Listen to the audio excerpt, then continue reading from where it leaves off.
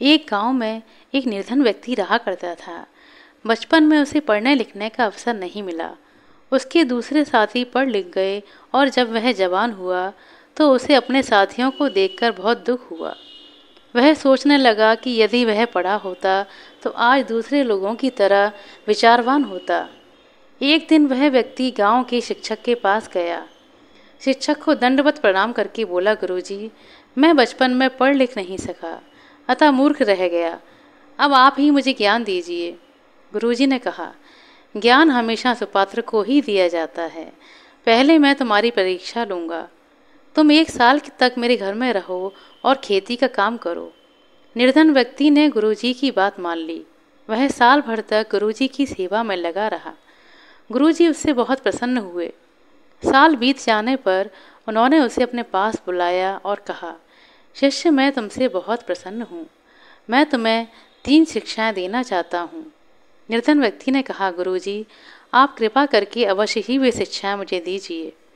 गुरुजी ने उस आदमी को शिक्षाएं देते हुए कहा, शिष्य, पहली शिक्षा यह है कि घी बहुत सारवान वस्तु है, और दूसरी यह है कि राजा को रात में नहीं सोना चाहिए, और तीसरी शिक्षा यह है कि जब स्त्री निरंकुश हो जाए तो उसे दंड देना चाहिए।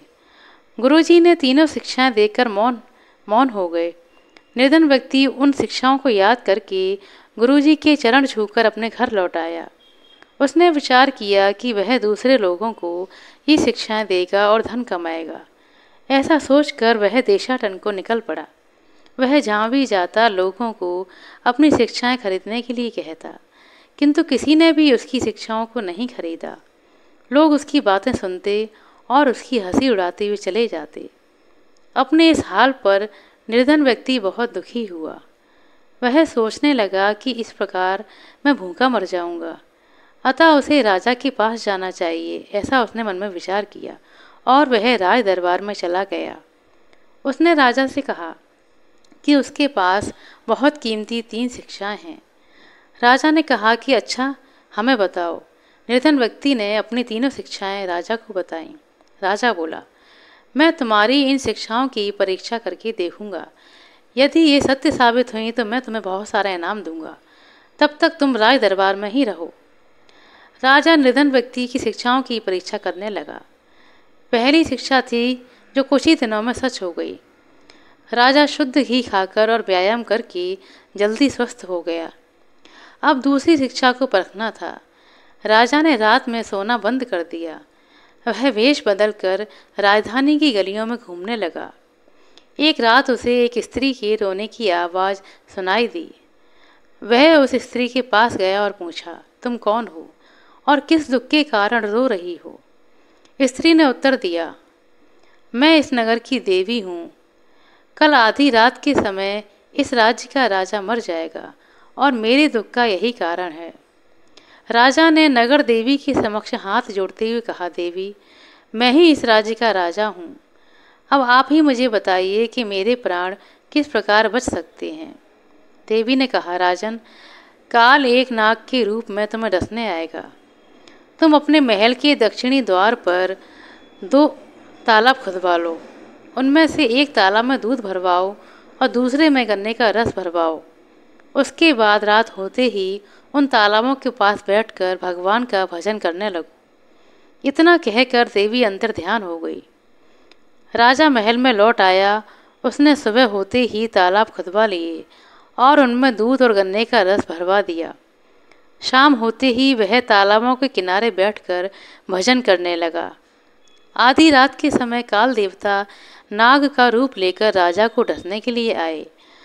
उसे पहले दूध का तालाब दिखाई दिया। उसने प्रसन्न होकर दूध पिया। उसके बाद उसे गन्ने के रस वाला तालाब दिखाई दिया। उसने मन भर कर गन्ने का रस पिया। इसके बाद काल देवता वहीं सो गया। जब उसकी आंख खुली तो सुबह होने वाली थी। वह राजा पर बहुत प्रसन्न हो गया।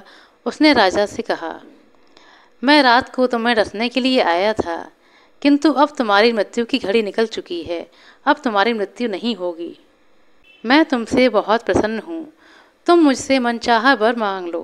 राजा ने काल देवता को प्रणाम करते हुए कहा, हे देव, मुझे आप पशु पक्षियों और कीट पतंगों की बोली समझने का वरदान दे दीजिए। काल देवता ने कहा, ऐसा ही होगा, किंतु शर्त है, यदि तुम किसी से इस रहस्य को कहोगे तो तुम्हारी मृत्यु हो जाएगी। ऐसा बोलकर काल देवता वहाँ से चला गया। राजा ने निर्धन व्यक्ति की दूसरी शिक्षा की भी परीक्षा कर ली थी। अब तीसरी शिक्षा की बारी थी। एक दिन राजा और रानी खाना खा रहे थे। अचानक राजा की थाली से चावल का एक दाना नीचे गिर गया। कुछ देर के बाद में एक चींटी और एक मक्खी आए और दाना लेने के लिए झगड़ने लगे। चींटी बोली, हे मक्खी, तुम तो पंखों वाली हो, उड़कर किसी दूसरी जगह भी जा सकती हो, यह दाना मुझे खा लेने दो। मक्खी ने कहा, मैं नहीं जाऊंगी, यह दाना मेरे हिस्से में आया है और मैं ही इसे खाऊंगी, तुम कहीं और चली जाओ। चींटी और मक्खी के वार्तालाप को सुनकर राजा को बहुत तेज हंसी आ गई। उसने चावल के उस दाने के पास ही एक दूसरा दाना गिरा दिया। चींटी और मक्खी एक एक दाना लेकर चली गईं। राजा हंसते हुए भोजन करने लगे।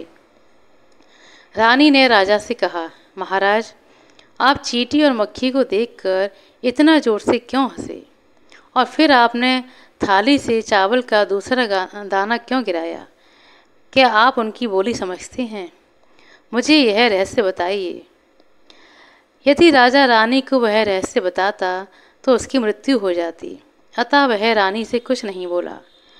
राजा को चुप देखकर रानी नाराज हो गई। उसने राजा से रहस्य बताने के लिए फिर कहा। तब राजा ने कहा, महारानी, सारी बातें बताने योग्य नहीं होती हैं और मैं तुम्हें यह रहस्य नहीं बता सकता। रानी इस उत्तर से संतुष्ट नहीं हुई। उसका क्रोध बढ़ता ही चला गया। वह बिना कुछ कहे नदी में डूबने के लिए चल दी। राजा अपनी रानी को बहुत प्रेम करता था। वह भी उसके पीछे पीछे चल दिया। जब दोनों नदी के किनारे पहुँचे तो दूसरे किनारे पर एक लोमड़ अपनी पत्नी लोमड़ी को मार रहा था और कहता जा रहा था, क्या तुम समझती हो कि तुम जो कहोगी मैं वही करूँगा?